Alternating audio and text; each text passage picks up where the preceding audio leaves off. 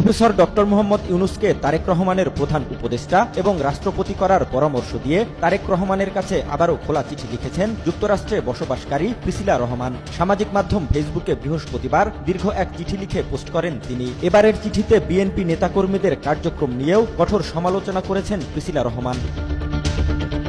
চিঠির শুরুতেই প্রিসিলা লিখেন, স্যার, যদি আপনি আজই ঘোষণা দিতেন যে যতদিন ডক্টর মোহাম্মদ ইউনূস বেঁচে থাকবেন এবং সুস্থ থাকবেন ততদিন তিনি হবেন আপনার প্রধান উপদেষ্টা এবং রাষ্ট্রপতি, তাহলে কি হতে পারত তা কি আপনি কল্পনা করতে পারেন? এই ঘোষণার পরই পঙ্গু হয়ে পড়ত অন্য সব রাজনৈতিক দল, থেমে যেত সব সমালোচনা, নিস্তব্ধ হয়ে যেত সব কণ্ঠ।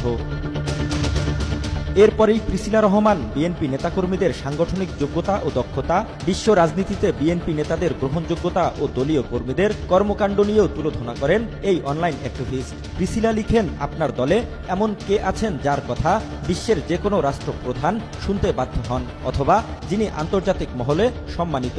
আপনার দলে এমন কে আছেন যাকে ডক্টর ইউনূসের মতো টাকা দিয়ে লেকচার দিতে আমন্ত্রণ জানানো হয়? এমনকি আশিক চৌধুরীকেও তারেক রহমানের সরকারের অর্থনীতি, বিনিয়োগ ও পররাষ্ট্র বিষয়ক উপদেষ্টা টিমের প্রধান করারও পরামর্শ দেন প্রিসিলা। পাশাপাশি মির্জা ফখরুল, মির্জা আব্বাস কিংবা অন্যান্য নেতাদের বিশ্ব রাজনীতির জ্ঞান নিয়েও সন্দেহ পোষণ করেন এই অনলাইন অ্যাক্টিভিস্ট।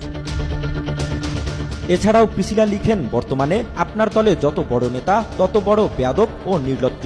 যাকে সারা বিশ্ব দাঁড়িয়ে সম্মান করে তাকে আপনার দলের পিয়ন কিংবা দারোয়ানের ছেলে নেতারা হুমকি দেয়। আজ আপনাদের জনপ্রিয়তা আছে, হয়তো ক্ষমতায়ও আসবেন, কিন্তু আপনার পথ হবে কণ্টকাকীর্ণ, কারণ আপনার পাশে তরুণ মেধাবী মানুষের অভাব আছে। যারা আছেন তারা অধিকাংশই শুধু ক্ষমতা চায়। আপনার প্রত্যেক জনপ্রিয় নেতার ইলেকশন দাবির পোস্টে 80% মানুষ হাহা রিয়াক্ট দেয়। এটা কি ইঙ্গিত দেয়? তারেক রহমানকে মনে করিয়ে দিয়ে প্রিসিলা লিখেন, বর্তমান দেশের জনগণ বা ভোটার আর 20 বছর আগের ভোটার এক জিনিস নয়। এটা মাথায় নিচ্ছেন না কেউ, এবং এ কারণেই সব নিয়ন্ত্রণে থাকা সত্ত্বেও পালাতে হয় আপনাকে। দলের হাইকমান্ডকে নিয়ে উদ্ভট সব বক্তব্য দেয়া ফজলুর রহমান সহ লাগামহীন বিএনপি নেতা ও কর্মীদের কর্মকাণ্ড নিয়ে প্রিসিলা লিখেন, আজ আপনার দলের নেতারা আপনার কথা শোনে না, কর্মীরা নিয়ন্ত্রণে নেই। আপনি যেমন ভদ্রভাবে কথা বলেন, আপনার দলের নেতাদের সেই সৌজন্যবোধ নেই।